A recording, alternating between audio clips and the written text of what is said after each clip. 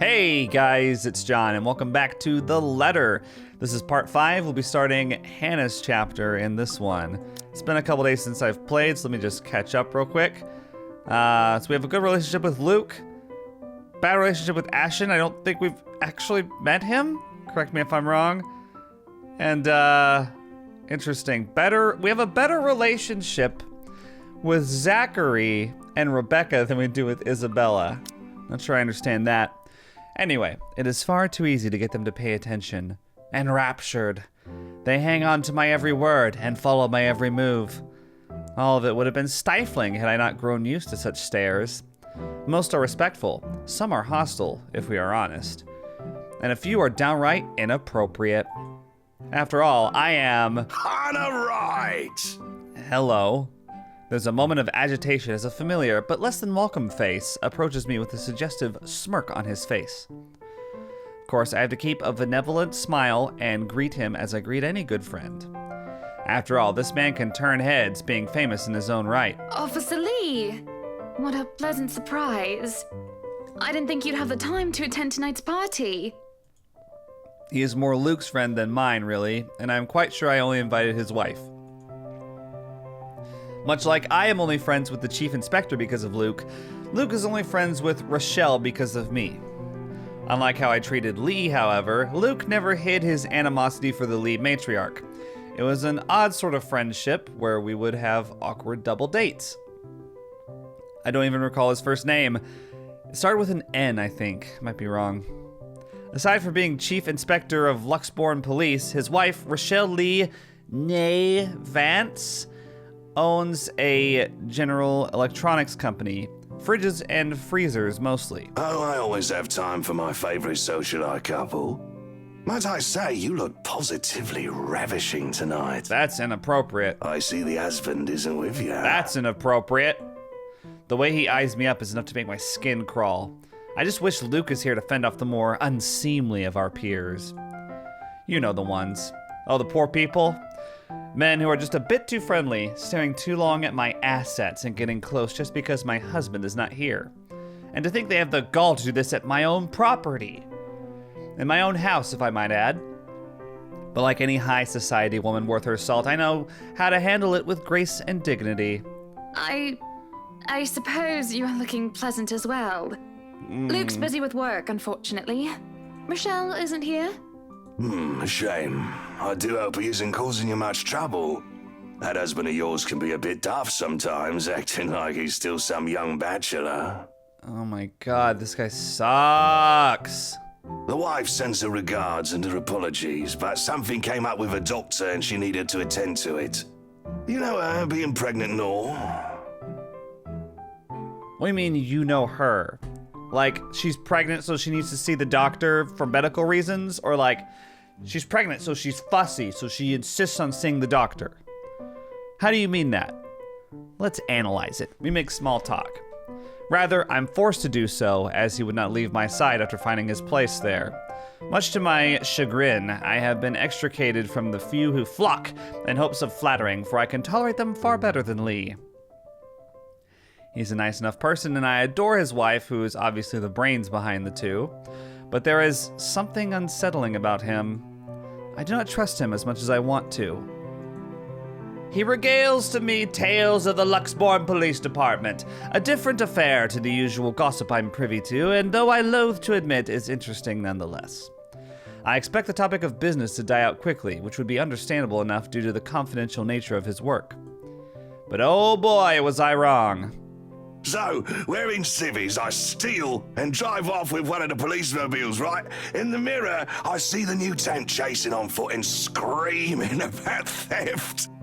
The look on his face was priceless when I parked in the garage. Oh my. You made him chase you all the way home for a prank. What did Rochelle have to say about that?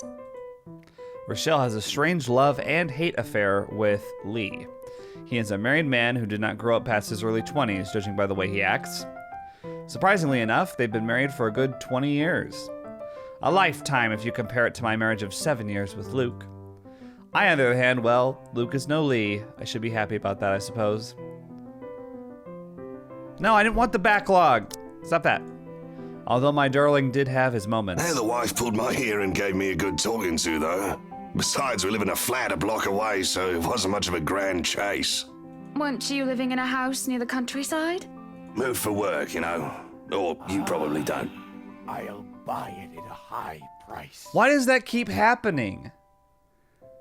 Okay, sorry, let me explain what's happening when that happens. So the stream that I have, that's like the resub notification.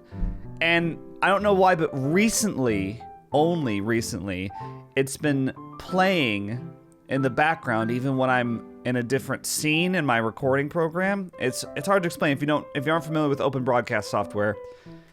It shouldn't be happening, but it is. So someone just resubbed to my Twitch channel. I don't know why. I'm gonna have to ask somebody about that. No, I don't. So I apologize if it happens again, but we're going for a solid hour here, so. But a flat in downtown. I suppose if that's what you like. Oh, it's horrid. Hate that tiny place, no matter how convenient it can be for work. 55 square yards are not enough when you need to get away from the wife. I wouldn't mind a place away from the city. Even started looking at the ads. I spied an interesting lot, actually. Heard it was finally put up for sale. Or that something mansion, you know the one with all the ghost stories. Oh, yeah. I know what he's talking about. There are really only a few urban legends around here. It's... The Ermagood Mansion? Oh my god. She made my joke. They put my jokes in the game. Damn. They thought of it before me. God. That's the one. Worthy of a king it is. I'd buy it myself, but Rochelle would only gripe if I brought it up to her. Not to mention all the expenses a place like that will be a real fixer-upper. Oh, call Chip and Joanna Gaines. You also have to find someone willing to work there with how superstitious people can be. If it becomes a problem, just hire someone to do an exorcism. Yeah, duh. Actually, I do know of someone who could be up to the task.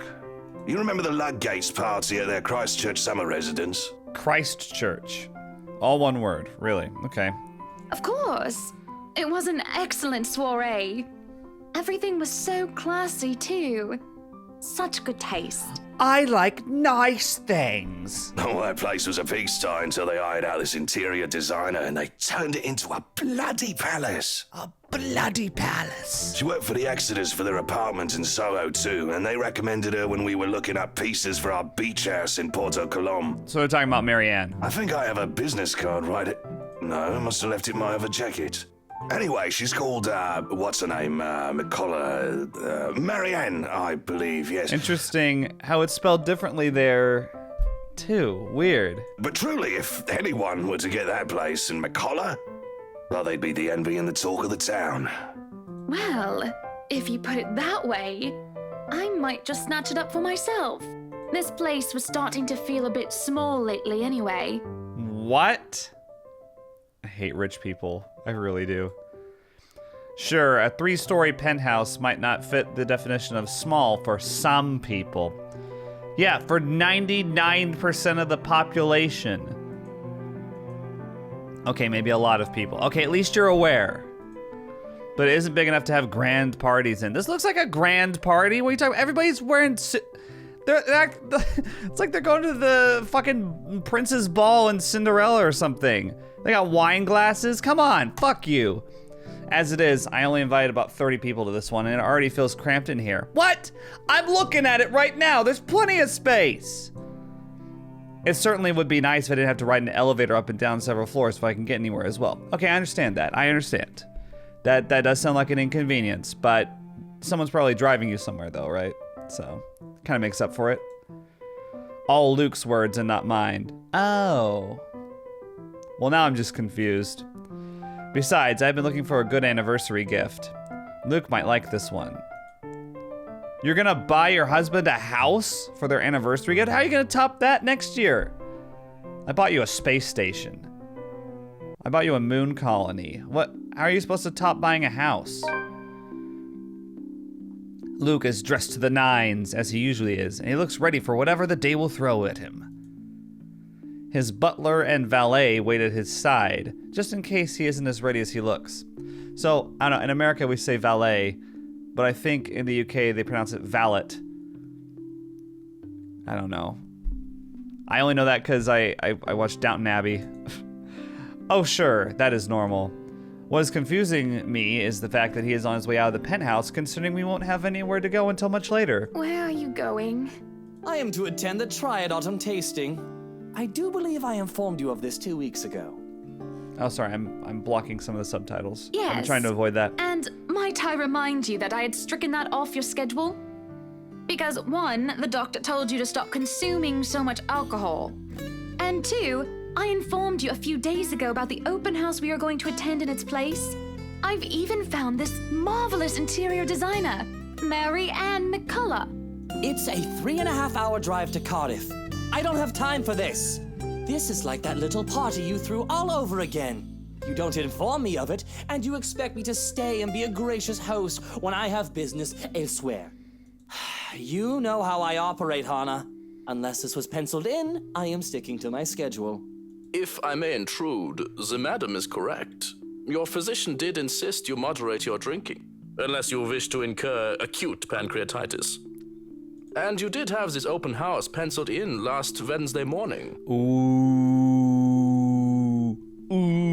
you got called out. Bullocks, I don't remember doing so. Yeah, well, that's the whole point of penciling in, so if you don't remember, it's there.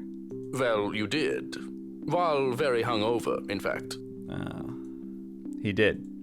Moaned about me being too loud, but gave in after some pushing. Perhaps that was a bit too cruel and manipulative of me, but... Whose side are you on? Come on, Luke. You promised we'd do whatever I want this weekend. Was that the heart of the ocean around your neck? From Titanic? That's what it looks like. Seriously, it's in the shape of a heart and it's blue and everything. Gordon Bennett, fine. I am giving this house tour of yours a chance. Gordon Bennett. I don't understand what that's supposed to mean. Is that like an exclamation? A swear? A curse? What is that? But if it proves to be a waste of time, I am going to Cardiff, and you are going to take a cab home. Wow, why don't you just marry Cardiff if you love it so much?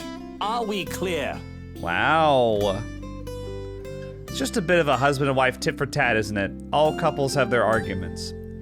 I don't know. I think if anybody said, "Are we clear?" to me like that, ooh, they'd be getting the silent treatment, at the very least. Once the honeymoon phase is over, as they seem to call it, reality sets in that you and your partner might not always see eye to eye.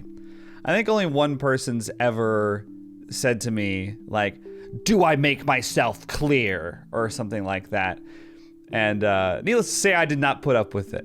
I think it's very condescending. It's one of the most condescending phrases you can say to someone. And, you know, it was in a non-professional setting. It wasn't like a workplace type of thing. It was like a friend saying that to me. And I was just like, fuck you. I don't think anybody should have to tolerate with being talked to like that. Unless you, like, really deserve it. I mean, you know, but I didn't. It was like a very casual conversation up to that point. Perhaps it has been the years. 7 of them is nothing to scoff at. Yeah, but just because you've invested 7 years of time doesn't mean that you're locked in for life, Hannah. I just cannot bloody believe I agreed to this. I was really looking forward to the Triad tasting. Oh, well, sometimes we can't always get what we want. Though sometimes I think it's something a bit more than just simple disagreements, and I have to stop myself from wondering where we went wrong. There's always the Triad Christmas tasting in Manchester next month, and that'll only be an hour and a half drive. Only? Have I been neglectful? Have I offended? No, stop it. You didn't do anything wrong. Have I acted shamefully? Yes, but Cardiff. Oh, boy. Certainly, any problem can be discussed, as long as he doesn't turn me away. Well, there goes my good mood. I'm sorry, if you're this rich, how can you not be just constantly in a good mood, considering you never have to worry about bills or rent or any financial problems, period? I mean, the only financial problems you have to deal with is that, like, you're not as rich as you were. But you don't have to worry, like, how am I going to pay this month's rent? Or, like, how am I going to pay these medical bills or anything like that? How could you not like constantly be in a good mood? I don't get it. Are you happy now, Hana? Not really, considering how you're talking to me. Why must you defend myself? Yes, I am very happy, Luke. Because for once in a very long time, we are doing what I want. We're gonna be feisty. What, did it go down? Oh, it went up. It went up. Interesting. Maybe he respects that I defend myself. Or maybe this will make him mad, but it'll help improve our relationship on the whole. I'm ecstatic. Understood.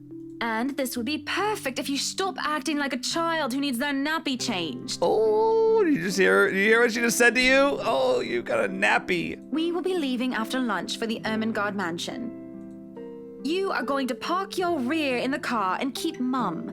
And you are going to behave during the tour. I like how she's talking to him like she's his mom. Needless to say, Luke looks a bit shocked at my little outburst.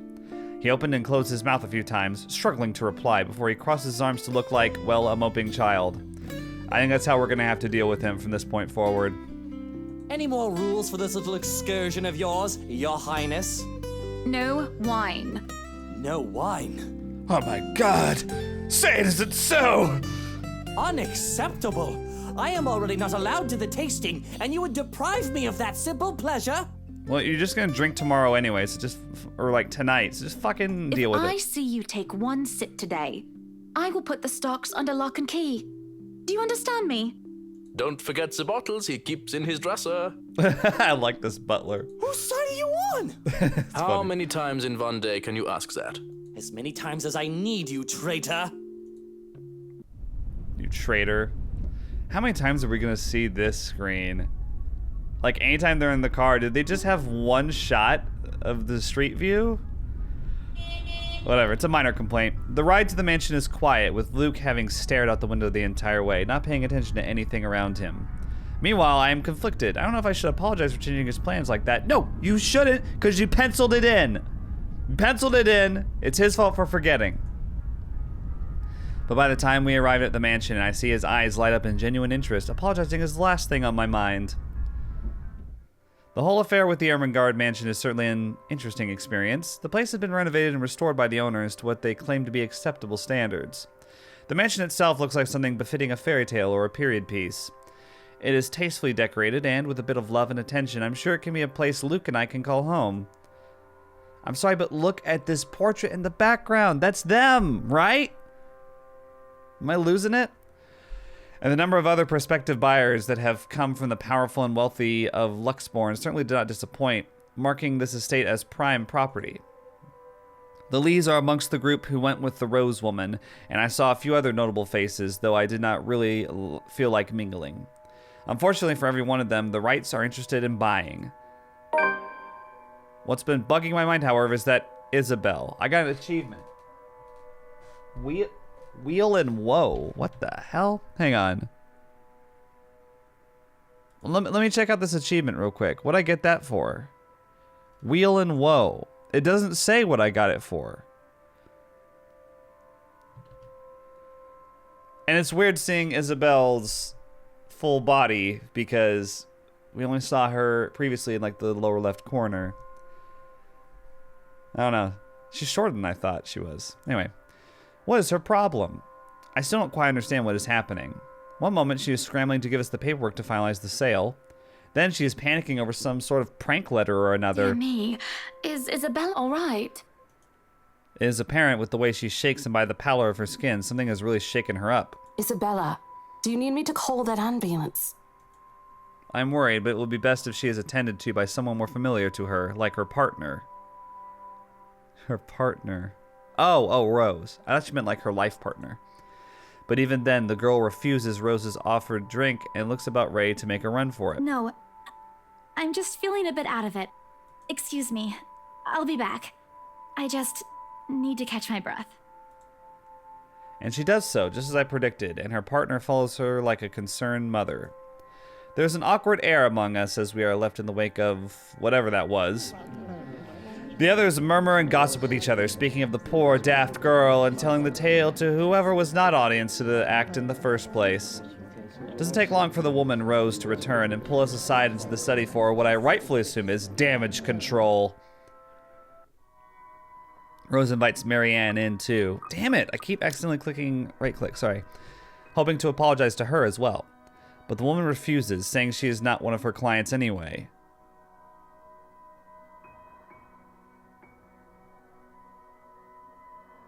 That's a weird response. Okay. That leaves myself, Rose, and Luke, the last all too eager to make himself comfortable in a study he's no doubt already claimed as his own. I can't apologize enough about what just happened. Please forgive Isabella. She's been under a lot of pressure lately. She's young, and all those rumors about this being haunted just got to her head. And it must be this terrible heat, too. Not a drop of rain for days now. Are you sure it is wise to just let her go like that? Where is the poor dear? She might get hurt. She's more likely to hurt somebody else, given what just happened. I told her to sit down and take a break. Already rang someone to pick her up, too. That might be for the best, dear. But please, we're here to talk about the mansion, yes? Right. Why, I absolutely adore it. Don't you, Luke? Some of the rooms will certainly have to be repurposed. We want to change the appliances and have Marianne lead on the decor, but the whole thing is just lovely. I guess. It's certainly a lot roomier than our penthouse. Exactly. Lots of space for guests, parties, a lot of room for little ones to run around too. Let's not discuss that right now, Buttercup. Anyway, I do think it would be a shame to let this mansion slip past us. Does he not want to have kids? But you haven't even finished touring the house. Well, we like what we've seen. I'm making her job easier for her, am I not? No need for loans or long price negotiations.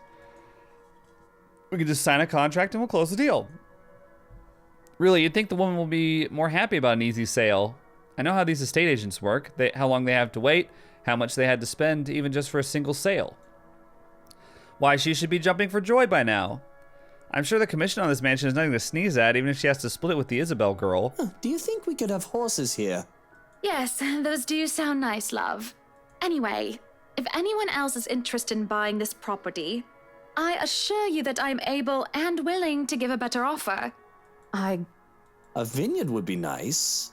Or maybe And we do reward our people quite generously, Rose. Right, the money in the envelope later. So if I were you, I would start on that paperwork. Helicopter pad. Oh, him and that helipad! Shut it! Stuff it, Luke!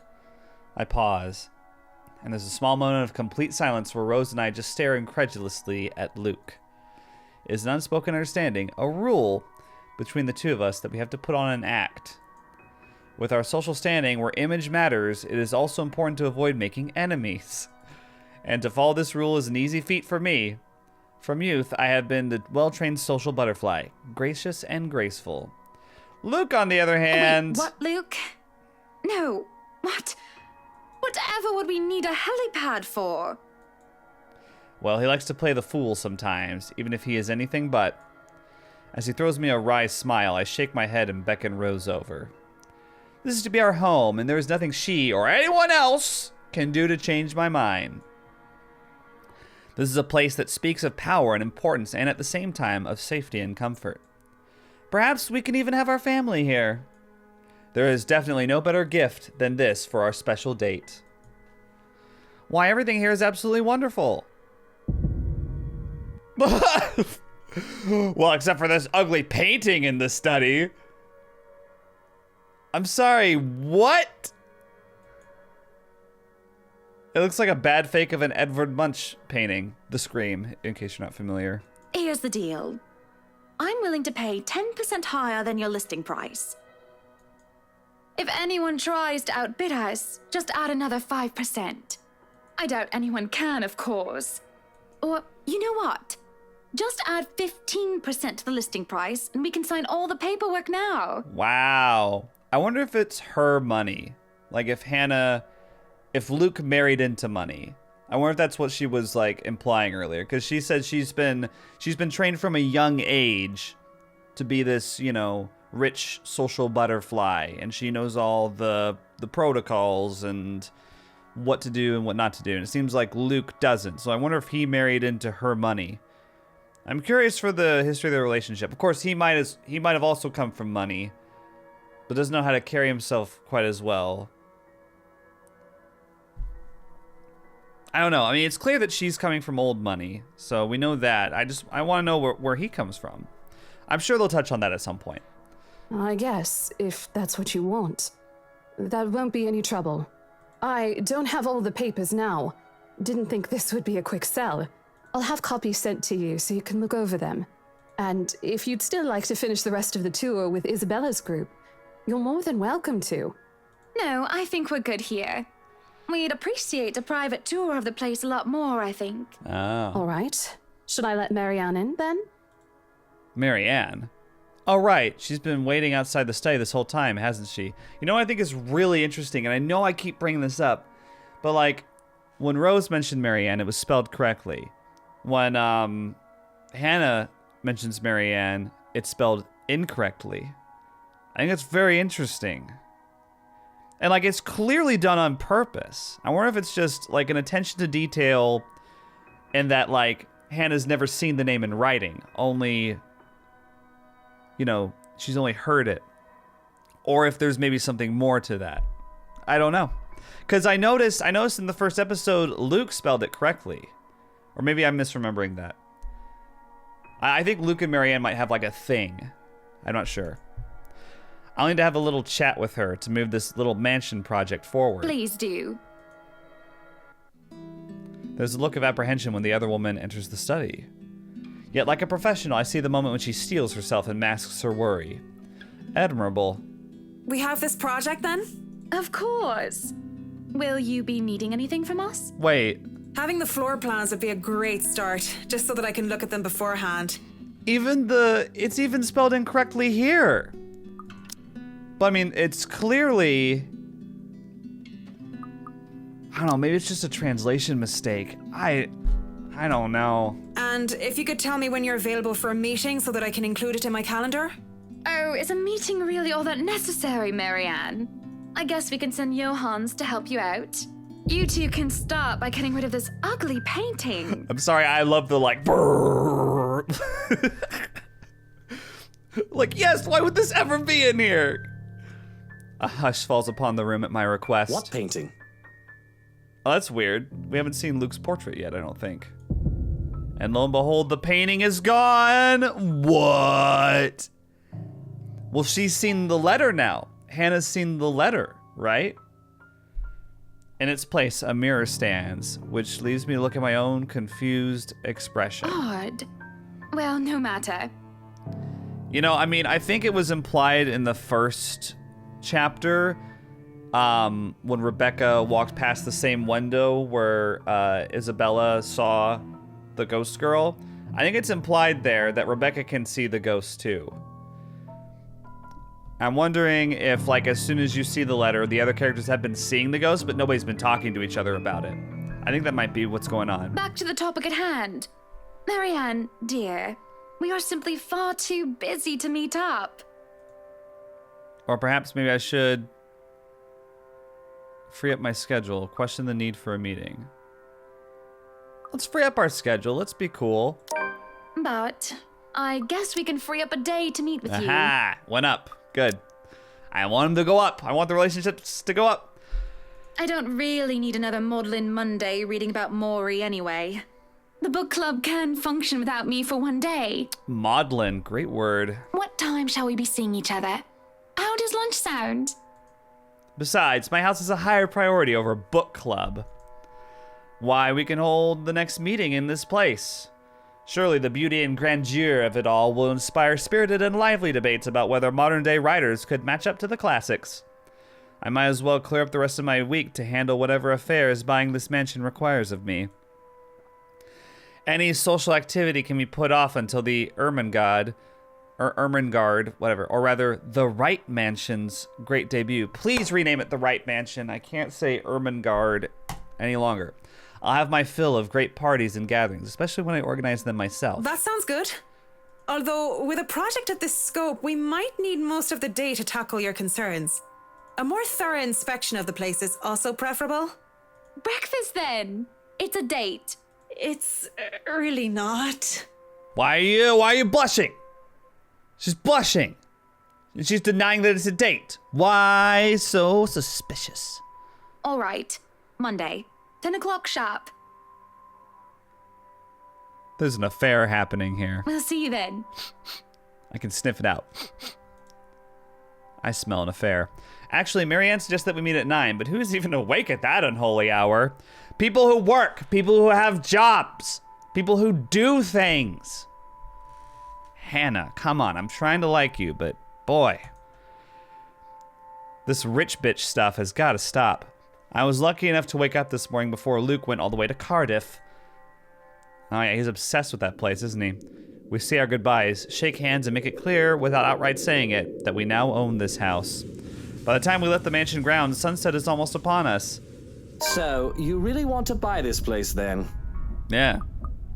I really want to check the branching story. Interesting. And then now we're over here. Look at all this. Oh, look at this. Look at this crazy path. Towards the end. Okay, sorry. I don't mean to spoil it. I mean, it doesn't spoil anything. It just... I mean, what's the spoiler? Like, there are choices. That's a bit of a big impulse buy, even coming from you. Not that I'm complaining. Okay. Why does he look so evil in his left-hand corner portraits? I feel elation when I hear those words from him. It's not every day one is able to please someone like Luke. He gives away false flattery to sway those who starve for his attention and approval. But in the privacy of closed doors, he would often express his grievances. He neither censored himself in front of me nor spared me from his criticism. You have been saying the penthouse was getting a bit too small for you. Happy anniversary. Oh. That time of the year already? He forgot about it last year, too. I understand that he's a busy man, but... Is that why you want to buy it? Yes. You don't like it? I do. But I remember you used to talk about how you wanted to live next to the beach. Botany Bay, Kent. I remember the sea, water that stretched on for miles and miles, as far as the eyes can see. As a kid, I loved our beach trips, swimming all day as much as I could. I was a well-behaved child, and the only time I was ever truly difficult was when I refused to get out of the waters, even when my fingers had gone all wrinkly. And even when they managed to pull me out of the water, there was always sand castles. The day before we married, I told Luke that I wanted a house on a beach and a dog. And a kid or two.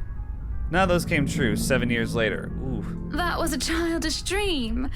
Living next to the beach is so impractical if you really think about it. You guys just bought a freaking mansion at plus 15% of its listing price. You can buy a beach house. I'm surprised you don't have one already. I don't know. It's not a bad thought to see you in a bathing suit every day. Maybe another time, love. We still have forever, don't we? He says nothing, only grabbing my hand and holding it tight as we spend the rest of the ride home in silence. Okay. They've got an odd relationship. It's not one that I personally endorse, but it doesn't seem particularly unhealthy so far. Although I'm obviously wary of Luke. It seems like it's hard to tell what he's actually thinking, but he does seem very childlike, you know. It's hard to believe that he could be, you know, it seems like he throws his tantrums, but he doesn't seem sinister. I don't know. I mean, we don't know him very well yet, and we're very early on in this chapter, but I figured I would say that.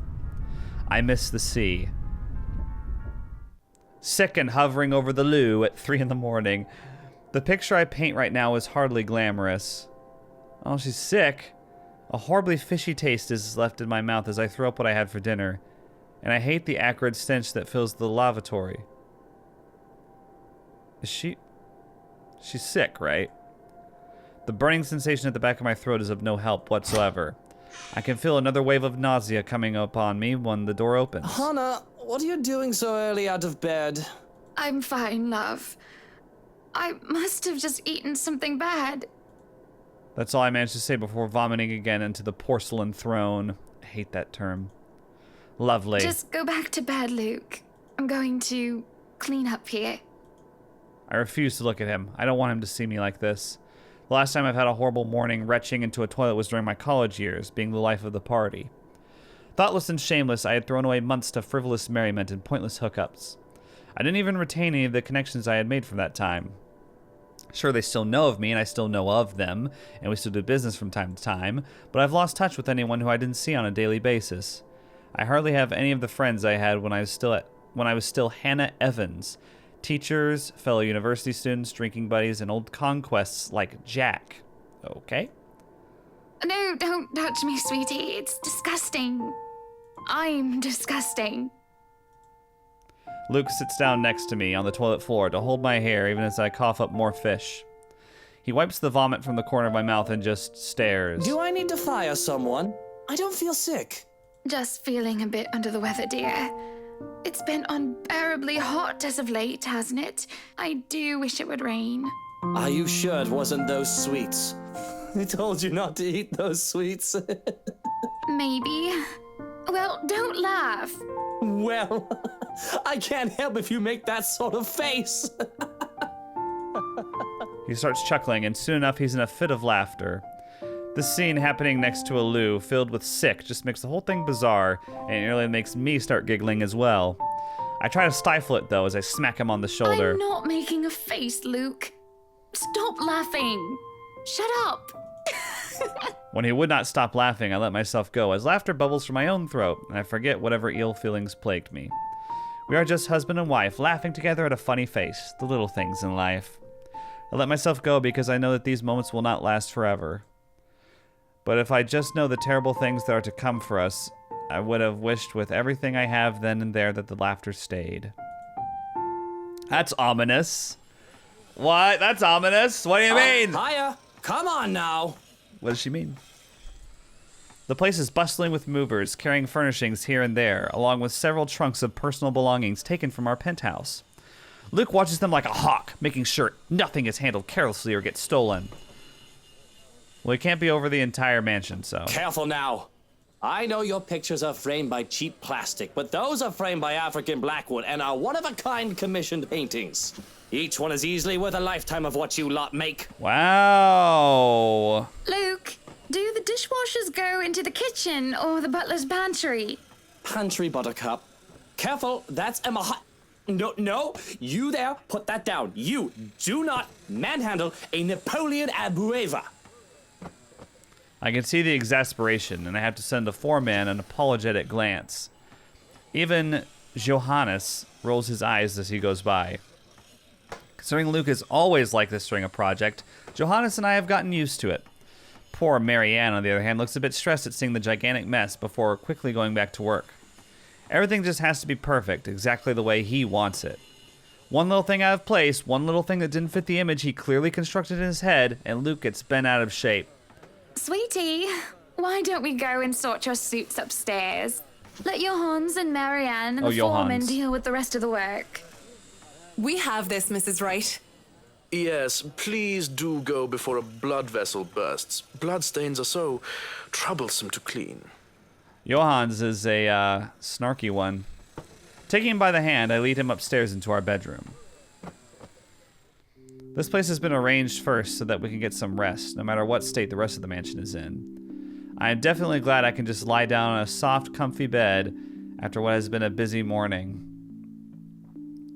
Man, I've never been in a bed that looks like this. Actually, that's not true. One time I went to this weird place. It was for a company party, and they had beds like this everywhere. It was so weird. I don't know why. There was also a pool there. The beds were right next to a pool. Anyway, watching Luke act like his life depended on getting this move done is tiring all on its own. And to think I have a whole day of this ahead of me.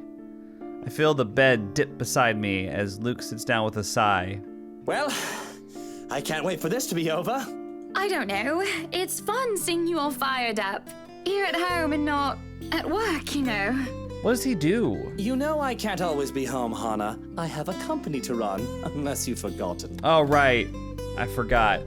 Right, yeah, the company. I haven't forgotten. You're the one who insists on being there to make sure each and every little thing is under control. I just really miss you sometimes, and I wish you were at home more often. Why, if you're not careful, I might go a bit loopy and I'll start bringing cats home. And soon enough, one day you'll find yourself going home to a farm just filled with felines that follow you everywhere. Oh, don't bluff. The things would shred up your precious furniture.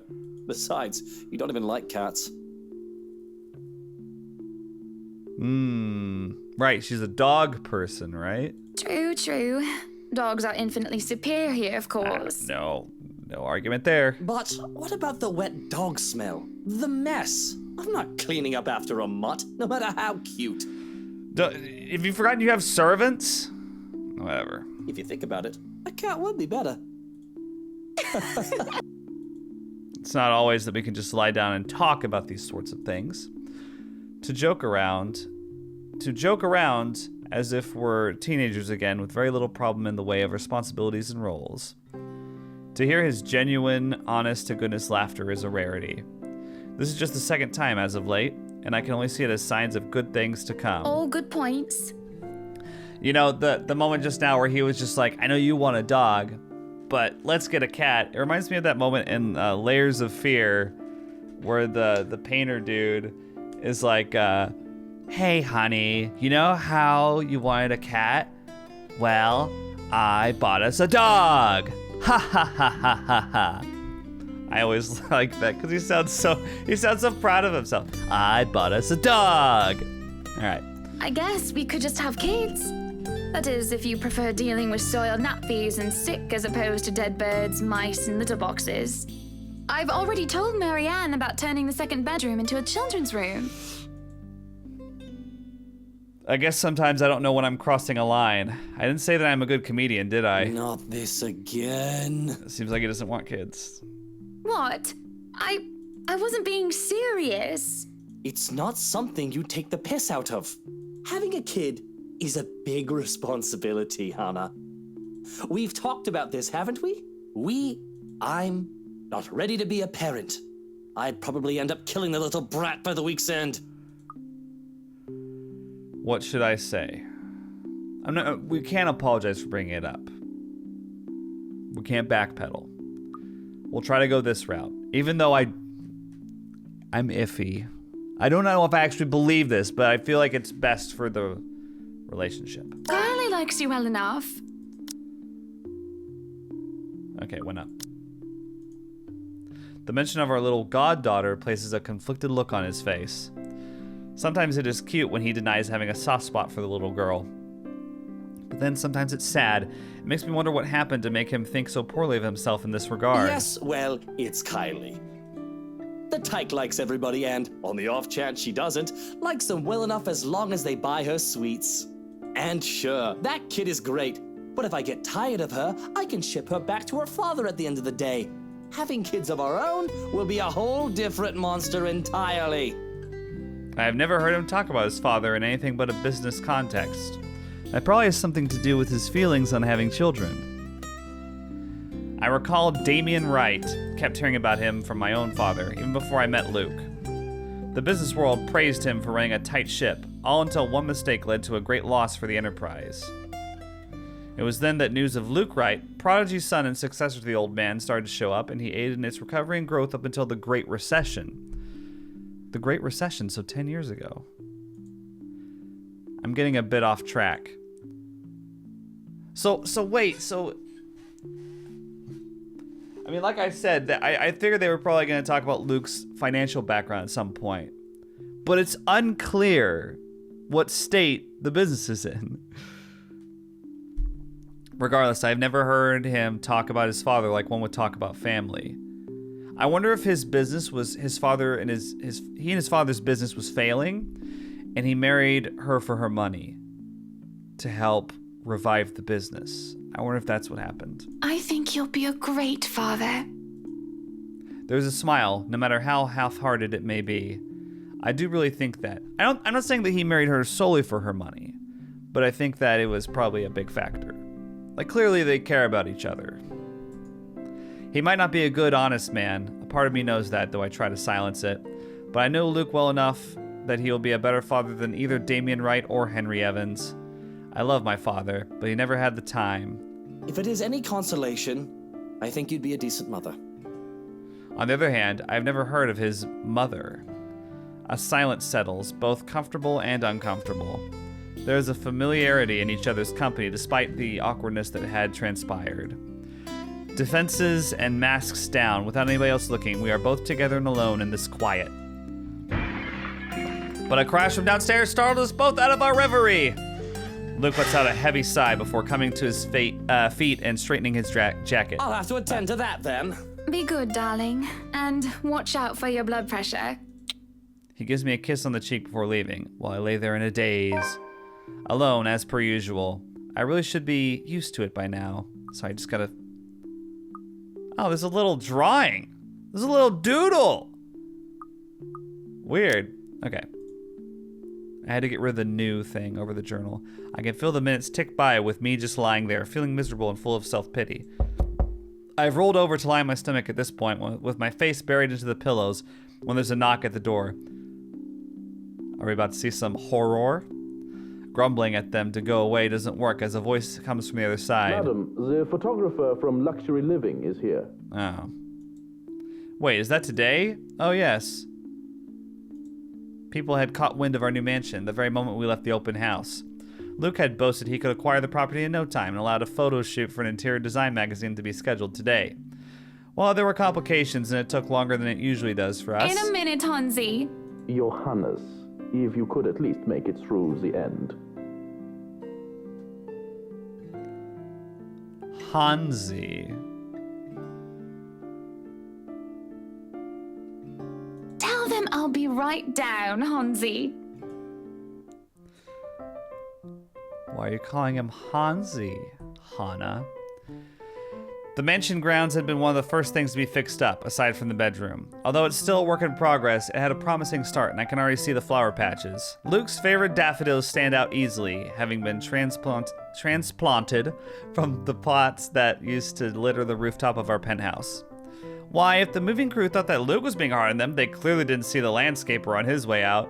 The man looked like he was ready to faint, and Luke seemed ready to kill him by the end of their discussion. It is in the gardens that I see him standing near the flowers in quiet admiration. This is the photographer. He is hard to miss, the hulk of a man that clearly did not belong, and the big backpack and suitcase he had with him makes him look that much larger. It is a peculiar sight seeing someone who looks like he does handling little delicate things with such care. He looks up from the gardens and does a double take before a friendly face replaces his serene expression. Miss Wright, yeah? Hi, Zachary Steele here from Luxury Living, ma'am. Hope you weren't waiting too long. But it looks like you're still moving in, huh? Thought for a second there my calendar was wrong and I came here too early. The one and only. Welcome, welcome to Maison de Right. And yes, we've been in the process of moving in as we were delayed. But it won't be a problem. They're just adding a few things here and there, and you should still be able to do your work. Where's the rest of your crew then, Mr. Steele? Zach is fine, please. Mr. Steele makes me feel like I'm a mascot for a cleaning product. Oh. Anyway, I'll be your one-man crew for today. Don't worry, been doing this gig for a while now. You must be quite the veteran to handle this on your own. Okay, prediction. He's gonna take a photo, and they're gonna look at it, and there's gonna be Ghost Girl in the photo. Maybe he'll take a photo in the study, and the mirror will turn into that painting briefly. Or maybe just in the photo, I'm not sure. That's what I think. Like, the camera's a great opportunity for them to do, like, a scare. So We've had a full crew coming into our penthouse the last time we were covered in your magazine. Veteran? Oh, your words are too kind, Miss Wright. Hana, if I get to call you Zach, you have my permission to call me Hana. Alrighty then. Anyway, I'm no veteran, but I know my camera well enough to make sure this is a good shoot. You can trust me on that, Miss Wright. Hana. Zachary, what achievement? Monsieur de la Photographe. What are these achievements? It doesn't have a description. I guess it's just the path that I'm taking. Zachary proves quickly enough that I can, in fact, trust him. His skills with the camera and experience in this industry at the very least.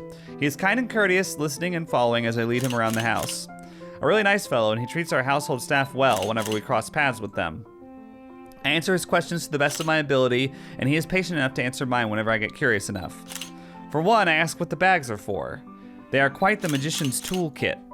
From inside, he had procured several items to embellish the interior with. Bowls of fruit, lemons, trays with pepper mills, stacks of cookbooks, cutting boards, and glass canisters filled with colorful nuts and grains are brought in for a kitchen setting. For the bathroom, there are white towels, seashells, and decorative soaps. There are other things as well, too numerous to count, all in that large backpack and suitcase. Tricks of the trade. Softens up a room, makes a place feel more homey, and fills it up with texture. But you guys probably have better stuff I can use for this. Yeah. No lights. Don't tell me all of these are just props. Well, I've got my tripod here. For things like these, natural light is best. I'll just have to set the shutter speed to a real slow setting, and as long as nobody steps into the shot, it'll look great. Oh, it better. We go through the rooms, one at a time, although we first tackle the ones that the movers have no business in anymore. The ballroom needs little preparation with its grand design, although there is some trouble at first with the wide open space and the pictures being backlit. It is in the kitchen that Zachary's props come in handy, considering how Johann's kept the place so neat and sterile. One could practically eat off the floor.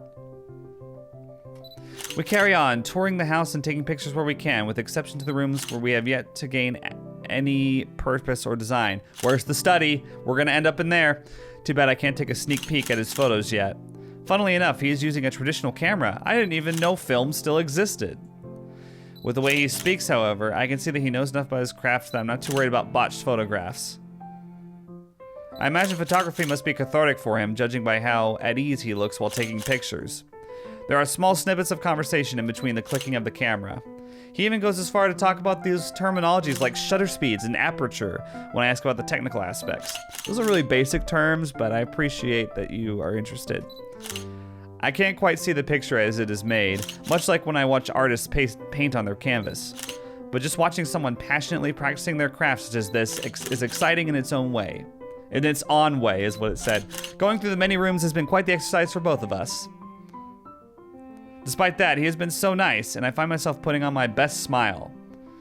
But it is as we're taking pictures in the foyer that everything comes to a standstill for a moment. Just a moment. And have I not been paying attention, I wouldn't have even noticed. It is merely a split second when Zachary's rhythm is put to a halt. His finger doesn't move to release the shutter. Yet he also doesn't pull the camera away from his face, gaze still firmly fixed through the viewfinder. His hands shake and there is a light sheen of sweat on his forehead. Zachary? No response. Zach, is something the matter? Lowering his camera, he blinks and stares at something behind me before shaking his head. Turning around, though, I see nothing that could have gotten his attention. Oh no, there's nothing wrong. I just remembered something, that's all. Let's get back to the pictures. Can you move a bit more to the left, yeah? I struggle to respond this time. There's a sudden weight on my back and an indescribable tightness around my throat. Everything stops, and everything starts again as I manage to choke out. If you're sure. I don't know what just happened. It was probably just a dizzy spell. I'm fine. And he said he's fine. We continue at the same pace as before, although there is an unspoken agreement that we will not talk about what happened. So, is this a full-time job for you then? Nah, I just freelance mostly, for magazines, newspapers, and events. So you can't really call it a full-time job. But it is. Freelancing is a full-time job.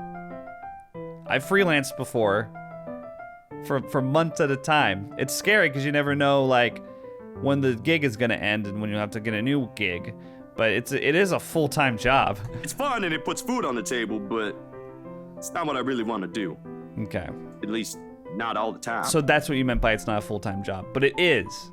If it takes 8 hours a day, 5 days a week at least, it's a full-time job. What is it that you want to do then?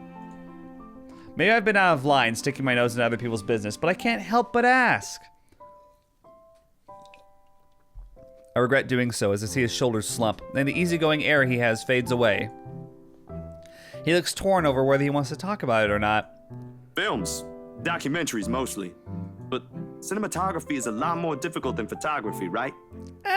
Yeah, I mean, it's the same idea, just it's in motion, so yeah. I was working on this thing, actually. What thing? Well, it wasn't really a big thing. People didn't like Blue Fonzie very much. Blue Fonzie. People don't like a film about colors. I suppose they would have liked Blue Bibby a lot more. Very funny. So, Grand Director, do you want to tell me what Blue Fonzie is all about? He hesitates. But when I refuse to budge on the matter, he gives in and spills it all out. I'm not even gonna try. Sorry, guys. Blue Fonzie, and then it goes into the full subtitle. Dark blue, the darkest hours of the Black British. Oh, he speaks with passion of one who has gone through the very matter he is concerned with. There is conviction, knowledge, and experience in his speech. Why, I would have told him that he is an amazing speaker if only I wasn't so engrossed listening. Prejudice and discrimination in schools and in the workplace. Lesser chances for opportunity and higher chances of being treated like a criminal. He spoke of blacks and people of color in general still being treated like second-class citizens. All because of the color of their skin. It is all just positively riveting. It's not the word I would use, but okay. And sad. Okay.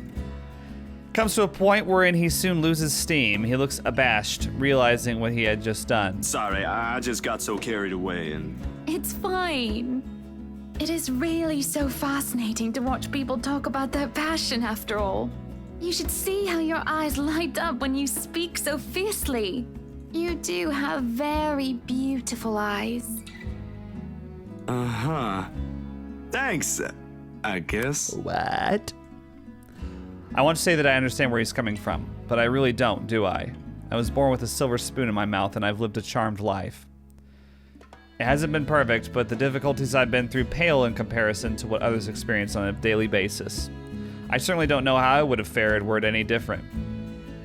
Would I still have met Luke, and would he still have loved me if I was any lesser? What was your home like?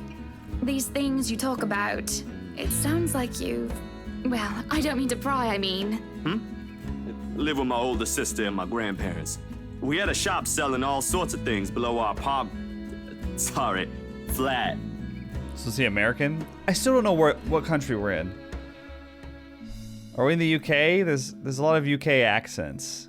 I don't know. Well, I was one of the few non-white, non-British students in class. Okay, so we are in the UK. Right. The Black British. Okay, sorry. So we are in the UK. Okay. Has it been mentioned before? I must have just missed it. It's really easy to miss stuff in this game.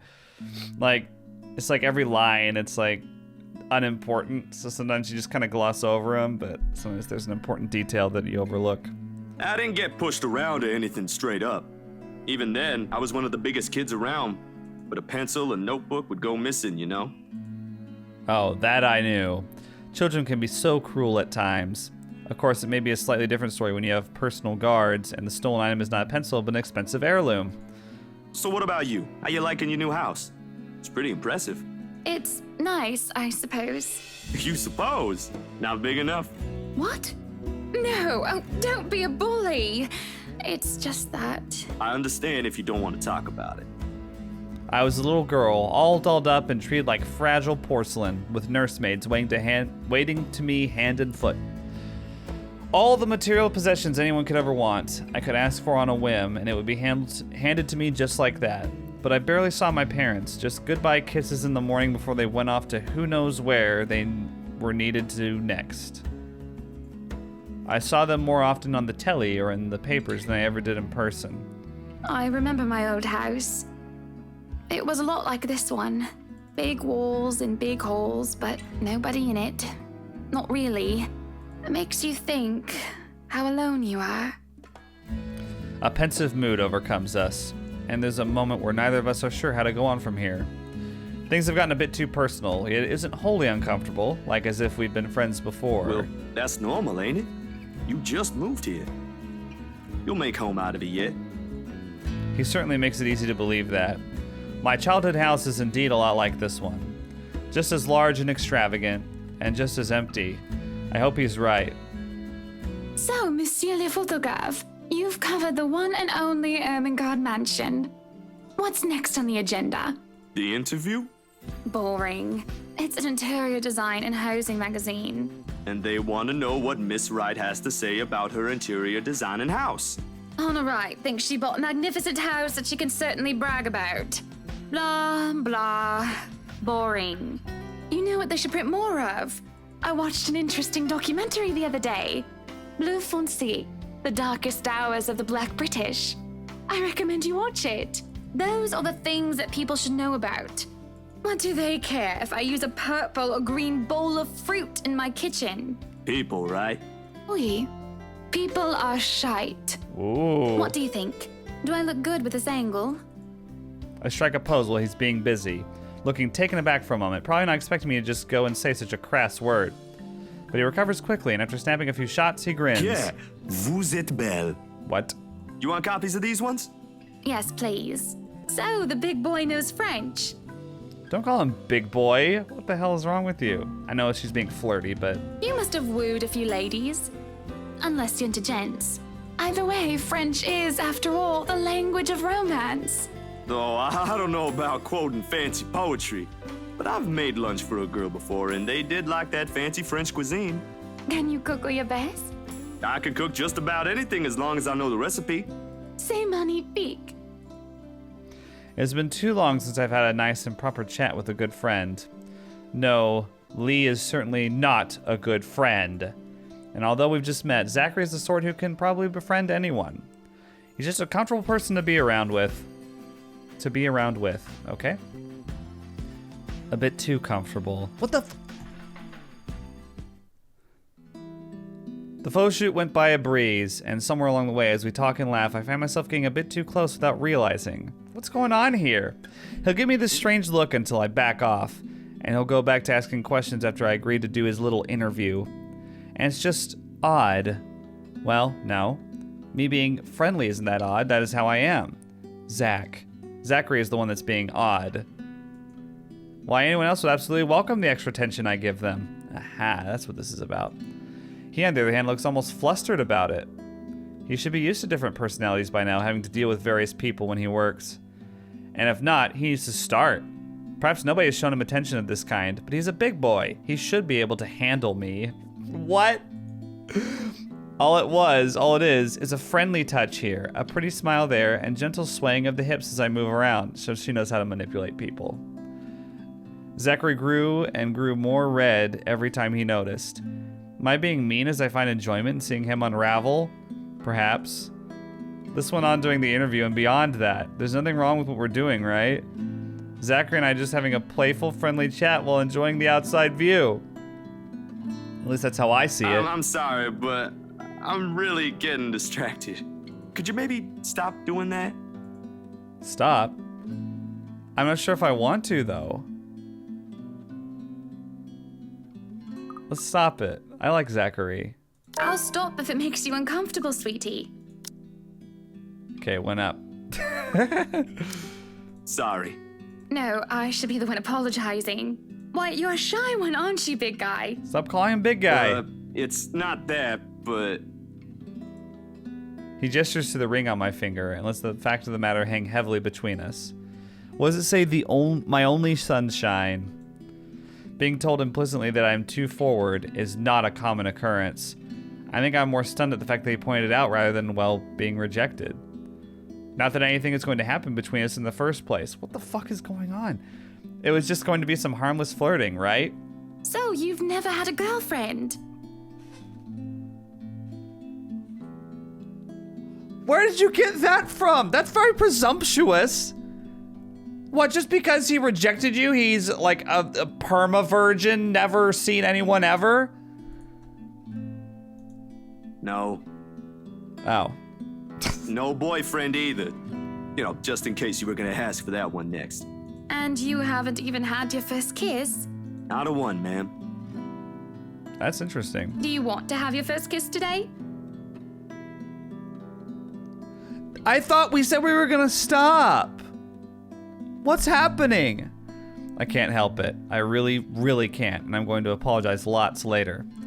Surely by the catty smile on my face, it is obvious I'm just pulling his leg. The laugh I fail to contain certainly gives it away, if it still isn't obvious. Man, I've dealt with girls like this before. It's so uncomfortable.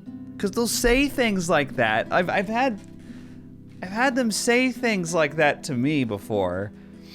And like I always react like Zach. It's just like, what? Like you're gonna kiss me? Fuck off! Like what? Don't fucking play around with shit like that. Cause it's just basically like however you react makes you look dumb at that point.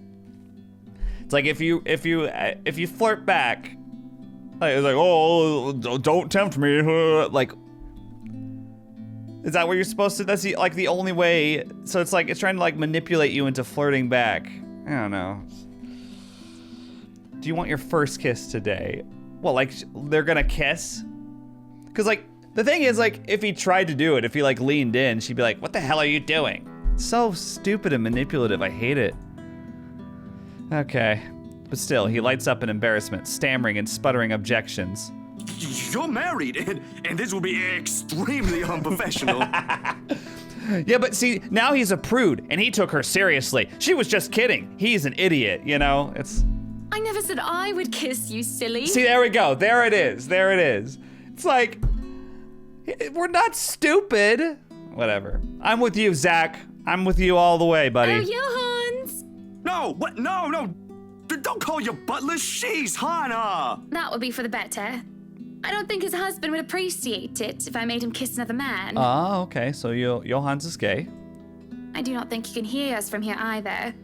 I don't think anyone can. But it is hard to think you're not taken, Zachary. Why is this a subject of conversation? This is so weird. Why, whoever becomes your girlfriend will be so lucky to have you. You can cook and take wonderful photographs. Wow, what a great homemaker he'll be. Wonderful meals and wonderful memories. I can play guitar too. Oh, the dream man. You can? Oh my. Wonderful serenades as well then. Perhaps I can find a young lady who deserves a fine, strapping young gentleman like yourself.